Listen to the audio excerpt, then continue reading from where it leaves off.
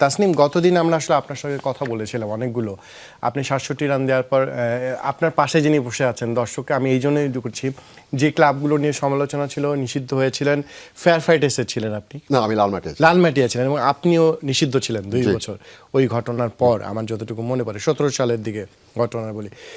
আপনি কোন ক্লাবে খেলেছিলেন? Fair fighters. Fair fighters. Fair ফাইটার্সে লালমাটিয়ার ম্যাচ ছিল না না, কার সঙ্গে? আপনার সঙ্গে ওই 67 রান দিয়েছিলেন যে আপনি? আমারটা ছিল হচ্ছে যে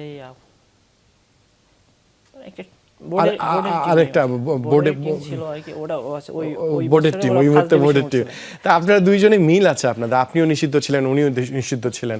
তবে দীপন ভাই তো পরিচালক হয়ে গেছেন, আপনি কিন্তু এখনো ওই নিষেধাজ্ঞা নিয়ে আছেন, তাই তো? জি।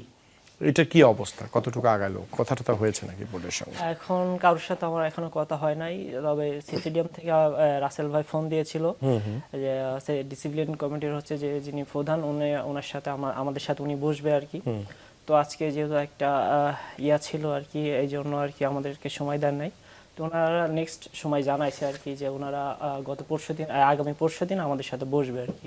কিন্তু আপনি কি এখন স্বপ্ন দেখেন যদি আবার যদি সেকেন্ড ডিভিশন ফার্স্ট ডিভিশন খেলা কি আর সম্ভব আপনার পক্ষে?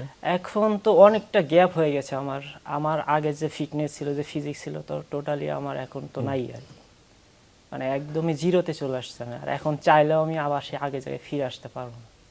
মানে যদি আপনার পাশে বোর্ড অন্য হয়, প্রথমত নিষেধাজ্ঞা তুলে নিয়ে একটা বার্তা দেওয়া যেতে পারে, সেটা একটা মানে দীপন ভাই মানে ওদের পাশে দাঁড়ানোর আসলে আমি একটু প্লাস করি। হ্যাঁ।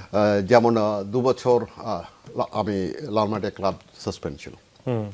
2 বছর পর যখন সাসপেনশন উইথড্রটা হয়, এখানে ইন্টারেস্টিং জিনিসটা আপনাকে আমি বলি।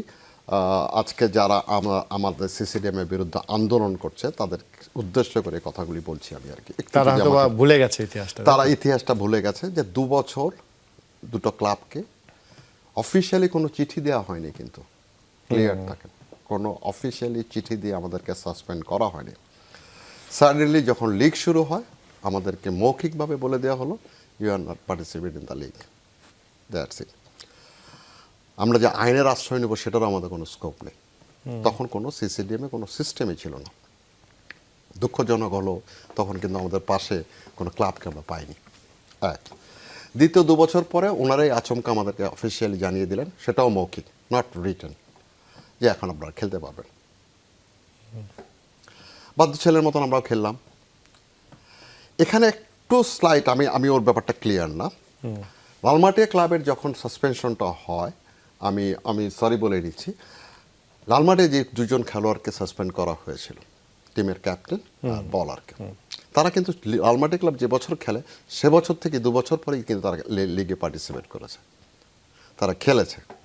এখন আপনি প্রশ্ন করতে পারেন ওরা বলছে বারবার, আমি আবারও বলছি আমি ওনারটা জানি না, অনেস্টলি বলছি আমি জানি না, কিন্তু লালমাটিয়া ক্লাবের দুটো ছেলে কিন্তু খেলেছে, 2 বছর 3 বছর খেলেছে তারা। 2 বছর সরি, আমি যতটুকু আমার, তারপর আমি দেশে বাড়ি চলে গেছি, 2 বছর আমি লালমাটিয়া নেমে ছিল।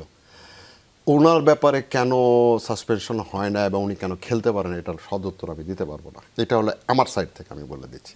দ্বিতীয় যে জিনিসটা বলছেন, ইয়েস তারা, আমি এখনও বলি তারা ন্যাশনাল হিরো ছিল, সাহস করে প্রতিবাদ করে এত বড় একটা ঘটনা বাংলাদেশে ঘটিয়েছে যেটা আইসিসি পর্যন্ত টনক নড়েছিল।